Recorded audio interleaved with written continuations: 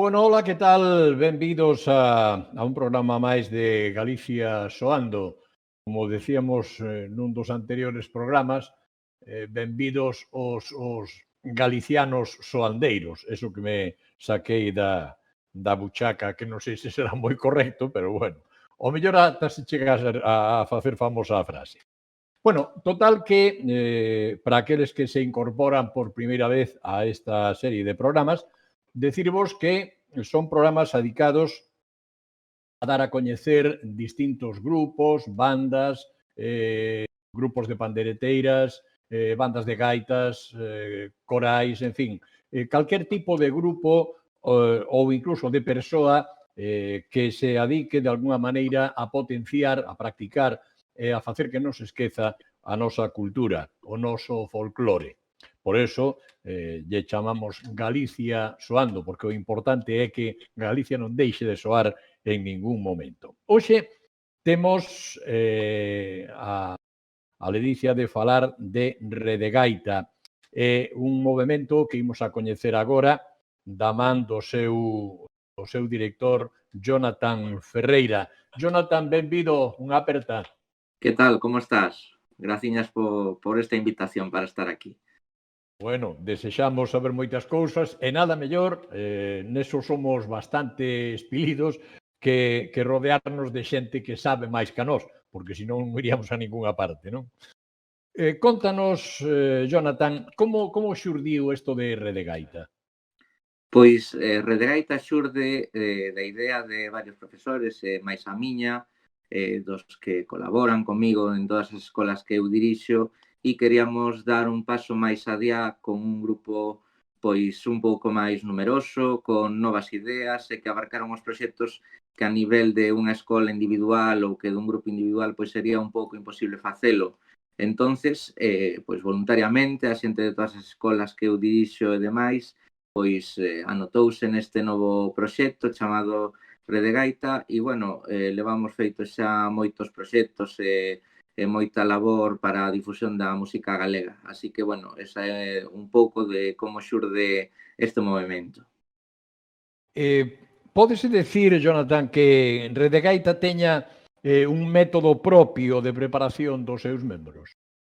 Pois podemos decir que sí, porque, bueno, todo o traballo que levábamos de atrás das escolas, pois ao final, como todo mundo, a proba de equivocarse, pois vaste dando conta que o que funciona ou que non funciona. Entón, a través de aí, temos os nosos propios métodos de aprendizaxe, de estudio, que o usamos en Redegaita e en moitas máis escolas o están utilizando con moi bons resultados. Así que, bueno, estamos moi contentos de poder presumir de ter un método propio de ensinanza. Dentro do que é Redegaita, cantas disciplinas diferentes se imparten nas escolas que forman parte deste movemento, por así chamarlle? Pois, lóxicamente, é unha obligación ter solfeo, é dicir, é algo polo que levamos loitando moito tempo, así que é unha desas disciplinas tanto para a gaita como para a percusión e incluso pandeireta é obligatorio pasar pola lenguaxe musical. Despois, en instrumentos temos, lóxicamente, gaita galega, temos tambor, temos timbal, temos bombo, temos pandeireta, temos instrumentos varios, e estamos probando incluso a facer un pequeno grupiño de cantareiras, pero neso aínda levamos moi pouco tempo e aínda non é efectivo, digamos. Oi, Jonathan, según as nosas fontes de información, parece ser que vos sodes algo así como un talismán para o Celta de Vigo. A ver, contanos como é iso, a ver.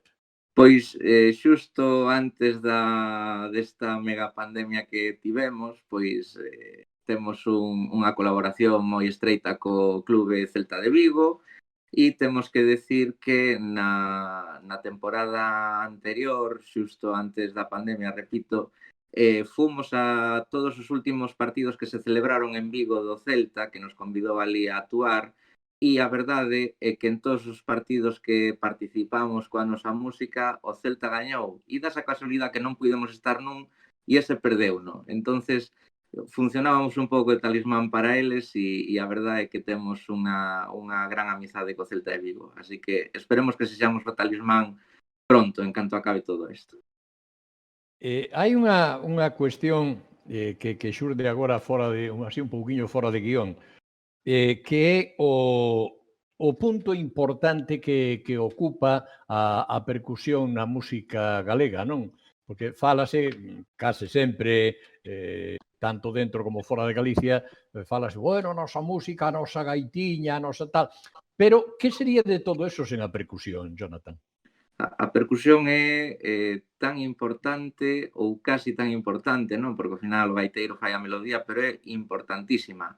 E sobre todo na nosa música, porque temos un legado de atrás que sempre se fala solo dos gaiteiros, pero ao lado dese gaiteiro sempre había un percusionista ou dous, así que percusión é un punto moi importante, ese acompañamento, esa evolución que hubo nos últimos anos tamén da percusión, mesmo dos instrumentos e penso que pouco a pouco se vai considerando un pouco máis a percusión dentro da nosa música e incluso hoxe hai grupos en Galicia que nos que a percusión ten un punto importante no espectáculo. Xa non falo de bandar de gaitas, sino tamén no folk ou que sería dun grupo de cantareiras sin as pandereteiras, os pandeiros, as cunchas, é dicir, a percusión sempre estuvo presente na música, solo que eu penso que chegamos tarde a darlle ese coñecemento a xente do importante que é esa percusión. Así que, bueno, penso que será cuestión de tempo de que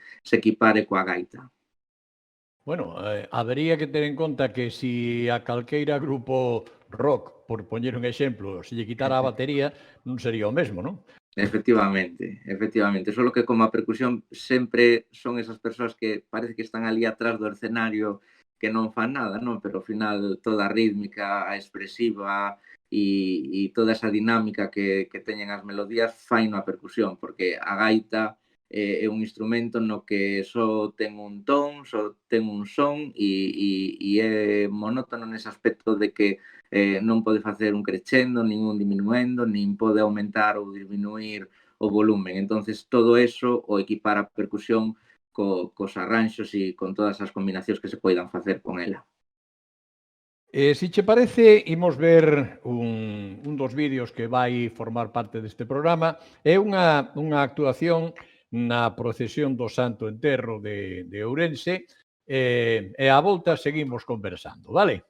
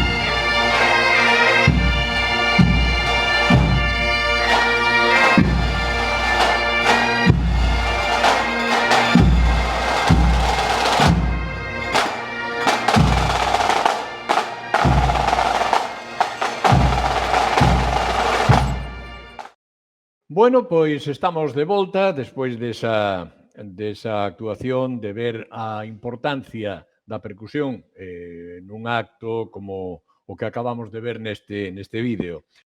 Seguimos falando con Jonathan Ferreira, falando de Redegaita, logo falaremos tamén da súa traxectoria persoal e profesional. Jonathan, cal é a vinculación de Redegaita coa cidade de Ourense?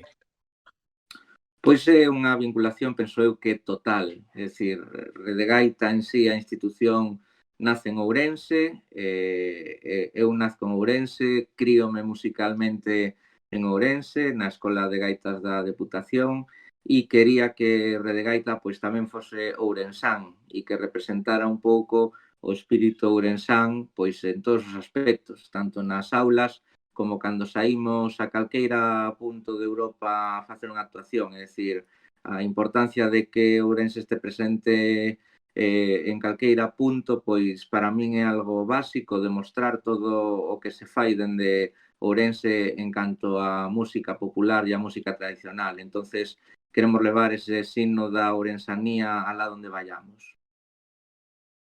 Cal é o tipo de música que soedes ofrecer nos vosos espectáculos?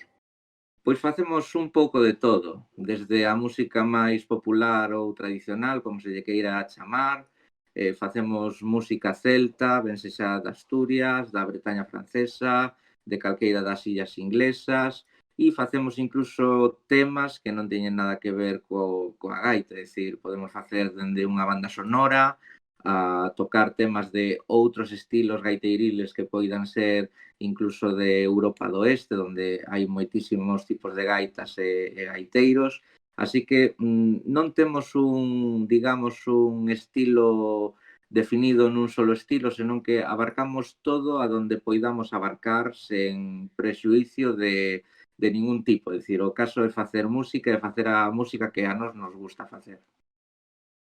Si falamos de actuacións, de xiras, deste tipo de cousas, cales nos poderías ti comentar como máis salientables ou que, cando menos, para ti teña un significado un tanto especial?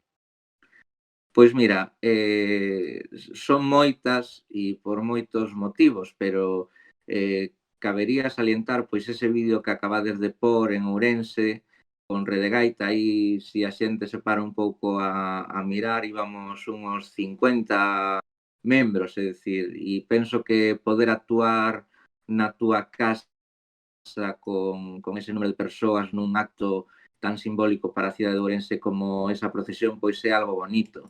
Despois, bueno, temos moitas anécdotas e moi bons recordos en festivais en Asturias, como en Tapia Casariego, ou estuvemos en Dax en Francia, ou no Dudaki Festival de República Checa, é dicir, recorremos bastante Europa e todos os anos viaxamos frecuentemente a Francia, sobre todo. Entonces, bueno, temos moi bons recordos, temos grandes actuacións, fixemos cousas que quedan aí no recordo para a xente que nos viu actuar e para os que actuamos ali desde logo. Metendo un pouco máis o detalle de por que algunhas actuacións, digo a modo de curiosidade, non?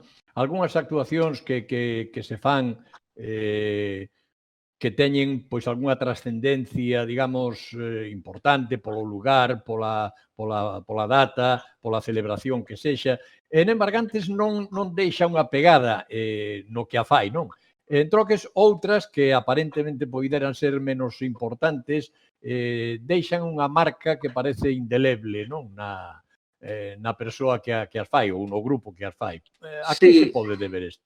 pois mira, o certo é que eu penso que todos os que pertenecemos a este tipo de agrupacións, e imagínome que en outros grupos, ben sexan de deporte ou de calqueira arte, ben sexa teatro ou non sei, é dicir, calqueira, penso que moitas veces é a unión de factores que se unen pois nunha presentación. Cando ti viaxas a 2000 kilómetros da túa casa, podes ter un bo recordo ou un moi bo recordo, é dicir, todo depende pois, de ese ambiente que haxa ali, no sitio no que actúes, o que pase cos teus compañeiros, o ben que o pases, é dicir, son moitos factores que ao final os que estamos nesto vivímolo e gustanos e quedanche eses recordos para sempre. Sempre a xente digo, acordádevos aquel concerto que dimos en tal sitio, foi alucinante, a xente, había 10.000 persoas ou así, ao final veste con ese bo sabor de boca para casa de facelo ben, pero sempre hai algunha que por algún motivo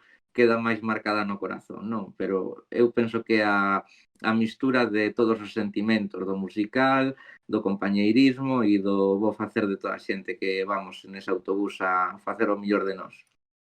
De todos os xeitos, non hai dúbida de que ese momento posterior á actuación, cando un xa está tomando o pinchiño de marras e discutindo cos colegas como foi a movida, ese é un dos puntos esenciais de cada actuación, non? Sempre, sempre, é dicir, comentas se foi ben ou mira aquel detalle ou escapouse unha nota por ali, é dicir, sempre hai moitos detalles moi bons e moi divertidos sobre todo. Entonces, por ese momento que sí, estar xa relaxado e xa saliches dese momento que, inda que levemos moitos anos nesto, pois esa tensión dese momento antes de sair ao escenario ou desfile ou onde sexa, pois sempre está aí, non? E xa está relaxado e eso, un ambiente distendido e comentas todo, é algo moi bonito, a verdade.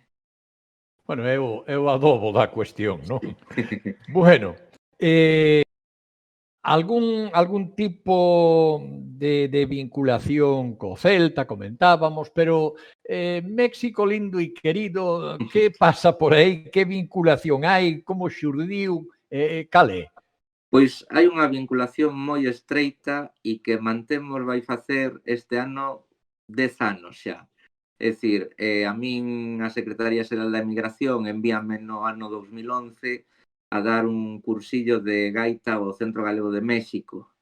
E bueno, pois cheguei ali, acolléronme como se fose da familia e a verdade é que fixemos un gran traballo. Digo fixemos porque a xente volcouse en traballar e en aceptar as propostas que eu lles daba desde o momento que cheguei ali e pois no 2011 foi o primeiro ano que fun ininterrompidamente pois hasta o ano pasado que foi imposible sair do país. Entonces, bueno, temos unha vinculación moi grande, de feito eles xa teñen ali unha institución que se chama Rede Gaita México e que, bueno, un pouco desde aquí vou controlando o traballo que fan, como se desenvolven, dándolle ideas e cada vez que estou ali, pois, bueno, traballamos, implementamos todo e o único que nos falta, que esperamos conseguir en breve, é poder xuntar esa parte mexicana con toda a parte que temos aquí na península.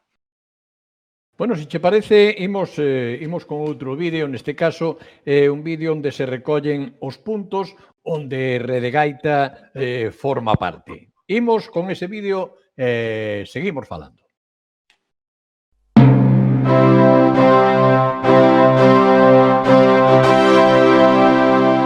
Lubián. En la provincia de Zamora, cerca de Portugal y hermanado con Galicia, Lubián se extiende en 95 kilómetros cuadrados junto al gran lago ibérico glaciar, emblema de la comarca de Sanabria. De intrépido urbanismo derramado sobre las formas de la montaña, la arquitectura popular evoluciona, fusionando nuevos elementos, pero enlazando con exultante belleza piedra, madera y pizarra. Un municipio tradicionalmente ganadero, alimentado con deliciosos pastos de las sierras de la Alta Sanabria, de riqueza forestal colonizada por la energía eólica, tierra de lobos que desde siempre habitan, cruzan y descienden de las montañas, pero también de peregrinos que transitan este atajo de la Vía de la Plata para cruzar a Galicia por el camino mozárabe-sanabrés, desde Lubián a la comarca orensana de Viana. Visita obligada es el santuario de la Virgen de la Tuiza, la patrona de la comarca de Sanabria, Nuestra Señora de las Nieves. Restos de piedras hincadas que ha invadido la naturaleza en este espacio habitado por antepasados hace 2200 años.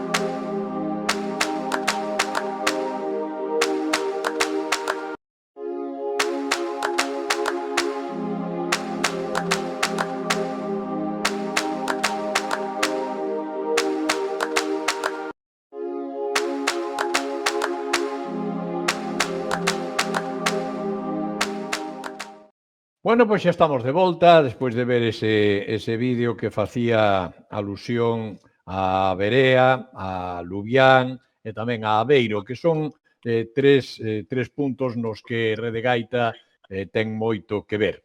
Pero ahora entramos con outra cuestión.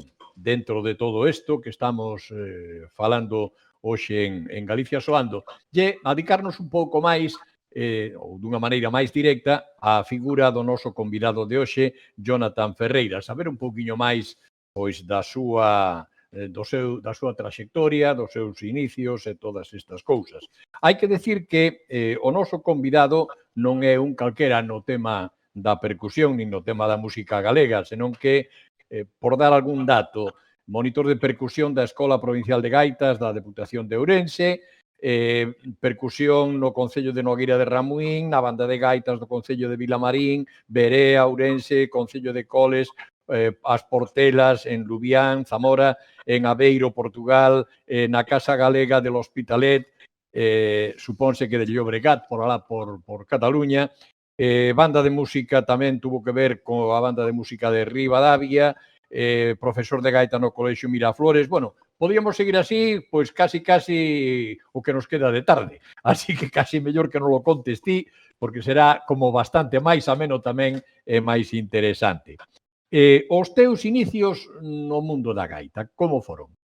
Pois os meus inicios no mundo da gaita e da percusión, así por resumirche un pouco, pois foron na Escola Provincial de Gaitas de Ourense. Ali formeime, empecé na percusión, e despois unha vez acabei coa titulación de percusión, pois empecé coa gaita porque tamén tiña esa inquedanza de ser un pouco gaiteiro, non? Inda que co tempo fíxeme un pouco máis gaiteiro, pero bueno, teño que decir que a miña especialidade é a percusión en sí.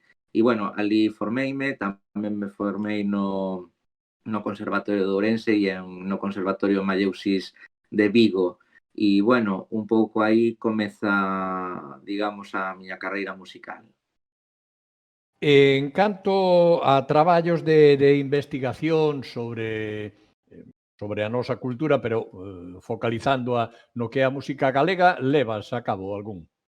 En canto a traballos de recolleita, non, pero sí a traballos de composición sobre obras xa escritas, é dicir, faltaba que a percusión tuvera o seu propio papel dentro da gaita. Entonces, o que dende fai pois xa 2 décadas ata aquí, o que intentei é que cada melodía tuvese a súa propia percusión, é dicir, se unha melodía é única, esa melodía ten que levar unha percusión única.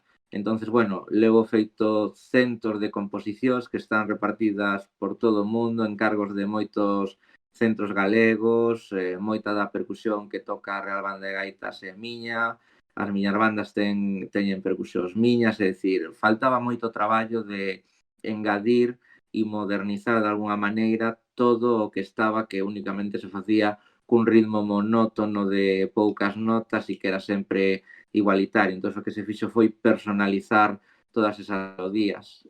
Sí que está pendente e o teño pendente publicar un traballo donde se mostre dunha maneira concisa e nun libro pois todo o que se leva feito, que, bueno, sería un tomo varios, pero hai moita música escrita que debería salir a luz para todo o mundo. Comprobamos que tes colaborado con artistas de talla internacional, a nivel mundial, contanos que tal esas experiencias? Pois sempre son moi boas e, sobre todo, son experiencias onde se aprende moito dos grandes artistas, que moitas veces a xente pensa que levan unha vida de lujo e ostentación e é todo o contrario, é dicir, é xente moi humilde, moi traballadora, que teñen unhas ideas moi precisas e que queren que todo salga á perfección, e iso é estupendo porque demostra que queren que todo saia ben e que contan con xente que, pois como a min, que moitas veces non coñecían de nada para facer grandes proxectos, non? Entre eles, bueno, imagino que aparecen por aí, pois Sevia, Carlos Núñez, Budiño, Mónica Naranjo, é dicir, moita xente de talla internacional coa que fixemos grandes proxectos con millóns de discos vendidos, é dicir, así que é un placer e espero que sigan contando comigo estes e outros para facer grandes cousas. Jonathan, eu creo que chegou o momento de espirse un pouco e de non disimular a realidade, non? Como ves hoxe por hoxe, e a un futuro a curto prazo ou a medio prazo, a música galega? Como ves ti o panorama? Pois, sendo sincero, vexo a música galega un pouco fora de lugar, é dicir, ahora mesmo hai moitos movementos moi diferentes e que denotan que moitos dos que fai 10 anos defendían a música de raíz xa non a defenden e penso que hai así, non sei, un despiste xeral en cuanto á música galega porque moita xente non supo nin que estilo facer nin hacia onde ir e parece que eles mesmos se contradicen, non? En contra do que decían fai anos. Entonces penso que moitos deben facer unha reflexión e mirar ben o que queren facer, porque penso que moitos deles están dando unha visión moitas veces engañosa do que é a nosa música. Entonces, eu defendo todo, o novo, o vello, o moderno, o tradicional, pero temos que ser un pouco, non sei cal é o adxetivo concreto, pero temos que ser un pouco fieles ao que queremos facer cada un e non ir cambiando de chaqueta según nos conveña día a día, que eso é un problema que non só hai aquí, o hai en calqueira dos países celtas que coñezo. Entonces, xente que, e o digo por motu propio, xente que en un momento criticou o que nos facíamos porque era algo novo, algo moderno, ahora de repente velos a eles que pasaron 25 escalos por encima túa, pero como que se o fan eles non hai ningún problema, pero se o fas ti, sí.